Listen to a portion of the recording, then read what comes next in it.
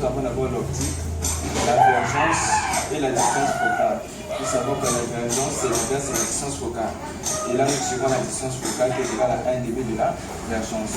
Le positionnement commercial, la vergence et la distance focale. Le positionnement commercial, c'est le cas de la distance focale mesurée en dioptrie. Et nous avons aussi le positionnement commercial si on nous donnait la distance focale, c'est 1 demi de 4 fois la distance focale. Ici, on nous demandait de calculer la distance focale. La distance focale est égale à 1 demi de 4 fois le positionnement commercial. Alors ici, nous avons le chapitre sur la tension continue et la tension alternative. Attention, ici la tension est égale à la division par la tension. Et nous tirons la tension égale à la tension sur la division. La tension maximale est égale à la division par la constante. Et nous tirons aussi la constante égale à la tension maximale sur la division. La période est égale à la constante par la division. La valeur efficace et la valeur maximale. La valeur maximale est égale à la valeur efficace par la racine carrée de 2. Et nous dirons la valeur efficace est égale à la valeur maximale sur la racine carrée de 2. Et la racine carrée de 2 est égale à 1 virgule. Nous prenons deux chiffres après la virgule. 1,42. La fréquence et la période. La fréquence est l'inverse de la période. La période est l'inverse de la fréquence. Ici, la fréquence en hertz, la période en secondes. Si on lui demande de donner la période, nous trouvons la période en millisecondes. Pour convertir pour passer des millisecondes vers les secondes, on divise tout simplement les millisecondes divisées par 1000. Et nous trouvons là la seconde. Loi des intensités. En circuit en série, l'intensité, le circuit en série est constitué d'une seule unité. Donc le courant circule avec une même intensité. D'où l'intensité du courant principal est égale à l'intensité 1 est égale à l'intensité 2. Et en circuit en dérivé, c'est constitué de plusieurs coups. L'intensité du courant principal est égale à l'intensité 1 plus l'intensité 2. Et conversion, 1 ampère est égal à 1000 milliampères, 1 milliampère est égal à 10, exposant moins 3, 1 vers la résistance et la tension. La tension, vous voyez, il y a une différence ici. Là, nous sommes sur les tensions continues et les tensions alternatives. La tension est égale à la division par la tension. Donc, ici, nous sommes sur la résistance et la tension. La tension est égale à la résistance par l'intensité. Et nous tirons la résistance égale à la tension par l'intensité. Cette relation-ci est appelée la loi d'Ohm. Alors, la loi des résistances, nous avons vu la loi des intensités, la loi des résistances. En circuit, en série, la résistance équivalente est égale à la résistance 1 plus la résistance 2. En circuit, en dérivé ou en circuit en dérivation, la résistance équivalente est égale à 1 demi de la résistance 1 plus 1 demi de la résistance 2. Nous tirons la résistance équivalente, nous avons le produit de la résistance 1 fois la résistance 2 sur la somme de la résistance 1 plus la résistance 2. Alors, énergie et puissance. L'énergie est égale à la puissance fois le temps. Nous tirons la puissance est égale à l'énergie sur le temps. Et le temps est égal à l'énergie sur la puissance. La puissance est égale à la tension par l'intensité.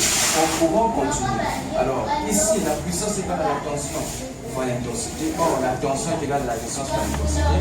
La puissance est égale à la résistance fois l'intensité fois l'intensité. Alors, intensité fois l'intensité, nous avons l'intensité au carré.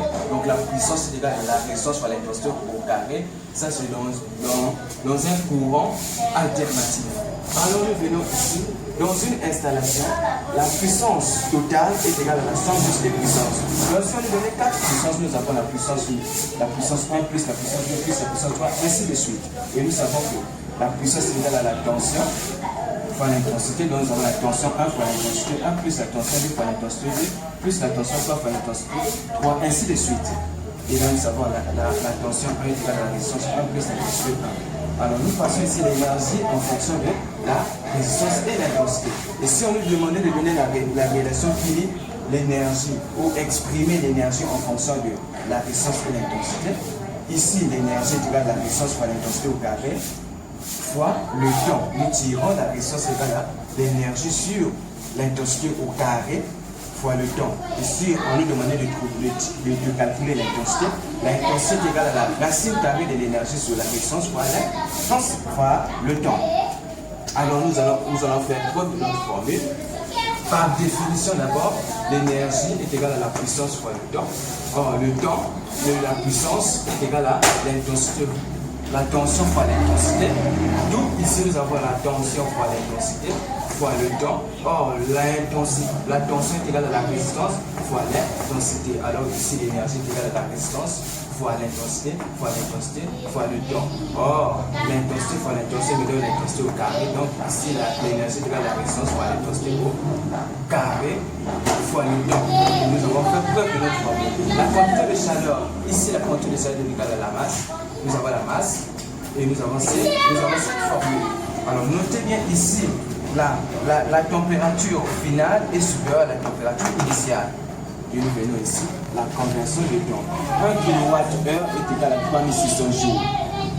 1 Wh est égal à 3600 jours. 1 kWh est égal à 36 fois 10 exposant 5 jours.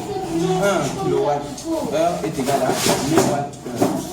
Conversion de temps, 1 jour est égal à 24 heures et 1 heure est égal à 60 minutes, 1 minute est égal à 60 secondes. Bon, là, nous sommes sur le chapitre de le transformateur et le détresseur. Ici, nous avons le rapport K est égal le nombre de spires à la sortie sur le nombre de spires au primaire ou encore à l'entrée est égal à la tension sortie sur la tension au primaire ou à l'entrée. Ou encore, nous avons le rapport K est égal à le nombre de spires à la sortie sur le nombre de spires à l'entrée. Ou encore, c'est aussi égal à la tension à la sortie sur la tension à l'entrée. Ici, nous avons le rapport, nous tirons. Ici, ensuite, nous avons les formules. Ici, notez bien, le rapport K n'a pas d'unité. Si K est inférieur à 1, le transformateur éteint la baisseur de tension. Là, nous avons l'exemple. Ici, le transformateur reçoit 220 volts, il transmet, il fait sortir 120 volts. Alors, dans ce cas, le K est inférieur à 1. Nous venons ici. Si K est supérieur à 1, le transformateur éteint l'élévateur de tension. Par exemple, nous avons 120 volts, le transformateur produit, reçoit 120 volts, il produit maintenant 220 volts. Dans ce cas, K est supérieur à 1. Moment d'une force par rapport à un axe de rotation. Nous avons ici le moment d'une force par rapport à un axe de rotation. Nous avons ici l'axe de rotation, l'axe delta. OA, OA ici c'est égal à quoi? C'est égal au rayon. Donc le moment d'une force est égal au produit de la force fois l'axe de rotation. Alors nous savons que l'axe là c'est OA et OA c'est le rayon. Alors le moment d'une force est égal à la force fois le rayon. Alors ici nous savons que le diamètre est égal à 2 fois le rayon.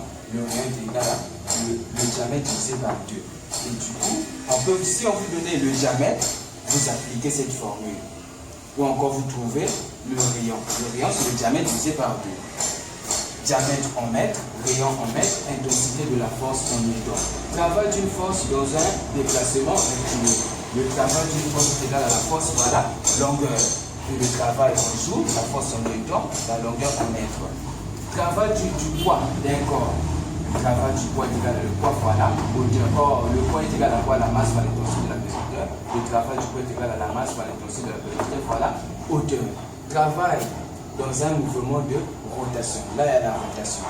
Ici, nous savons que le OA est égal à quoi? Est égal au rayon. Nous avons le travail de rotation est égal au moment de la force fois l'angle.